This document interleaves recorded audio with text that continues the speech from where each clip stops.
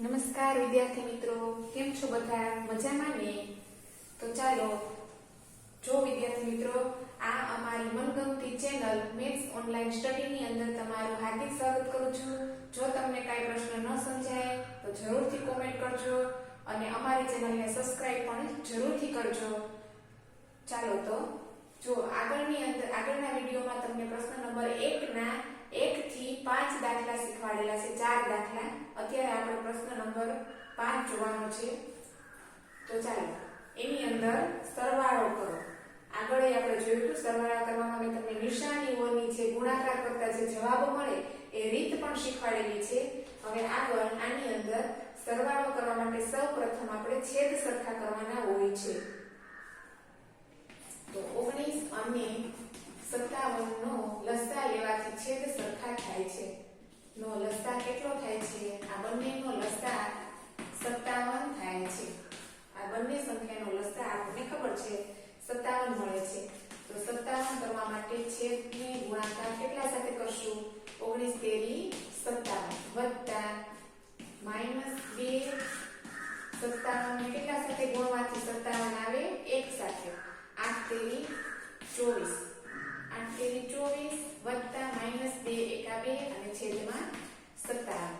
હવે -24 અને plus minus થઈ જાય એટલે -2 ના છેદમાં 57. માઇનસ પ્લસ એટલે કે આ બંને સંખ્યાનો સરવાળો અને મોટા પદની નિશાની એટલે કે -26 ના છેદમાં 27. આ આપણો જવાબ છે. એના પછી નંબર 6.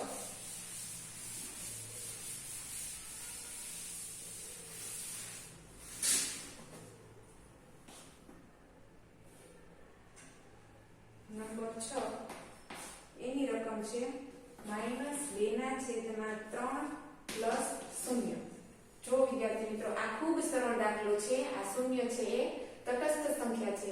કોઈ પણ સંખ્યાની અંદર શૂન્યનો ઉમેરો થાય તો સંખ્યા પોતે જ જવાબ મળે છે. એટલે કે આ સંખ્યાની અંદર હું શૂન્યનો ઉમેરો કરું છું તો જવાબમાં મને કોઈ ફેર પડતો નથી. મને સીધો આ જવાબ જ મળી જાય છે. શૂન્ય છે એ તટસ્થ સંખ્યા હોવાથી એ પોતે જ કોઈ પણ જવાબની અંદર પડે તો સંખ્યા પોતે જ મળે છે. એટલા માટે આપણો જવાબ સંખ્યા પોતે જ રહે છે. નંબર 7 -2 1 ના છેદમાં 3 વત્તા 4 3 ના છેદમાં 5. હવે તો પેલા આપણે આને અશુદ્ધ પૂર્ણાંકમાં ફેરવવાના છે. 3 દુ 6 અને 1 7 -7 ના છેદમાં 3 4 5 20 20 ને 3 23 ના છેદમાં 5. હવે એનો લસા લેવાનો છે. તો લસા બરાબર 5 તેરી 15. લસા લીધા પછી આપણે એના છેદ સરખા કરવા માટે છેદમાં 5 અંશમાં 5 3 સાથે ગુણાકાર કરવાથી આપણને છેદ સરખા મળે છે. 7 5 35 વત્તા 23 તેરી 3 તેરી 9 3 દુ 6 અને છેદમાં કેટલા આવશે? 15. હવે આ બંને વત્તા ઓછા કેટલા થાય? આ બંને વચ્ચે ઓછા કરવાના, પરંતુ નિશાની તો મોટા પદની આવશે એટલે આ બંનેની બાદબાકી કરીએ આપણે. તો 9 માંથી 5 જાય એટલે આપણે 4 અને 6 માંથી 3 જાય એટલે અને 34. આ આપણો જવાબ છે. હજી પણ આને આપણે મિશ્ર સ્વરૂપમાં ફેરવવું હોય તો આપણે આનો ભાગાકાર કરવાનો. 15 દુ 30 30 ને 4 34. આપણો મિશ્ર સ્વરૂપમાં પણ જવાબ છે. અહીંયા આપણા 7 દાખલા પૂરા થાય છે પ્રશ્ન નંબર 1 ના. હવે આગળના વિડીયોમાં પ્રશ્ન નંબર 2 જોવાનો છે.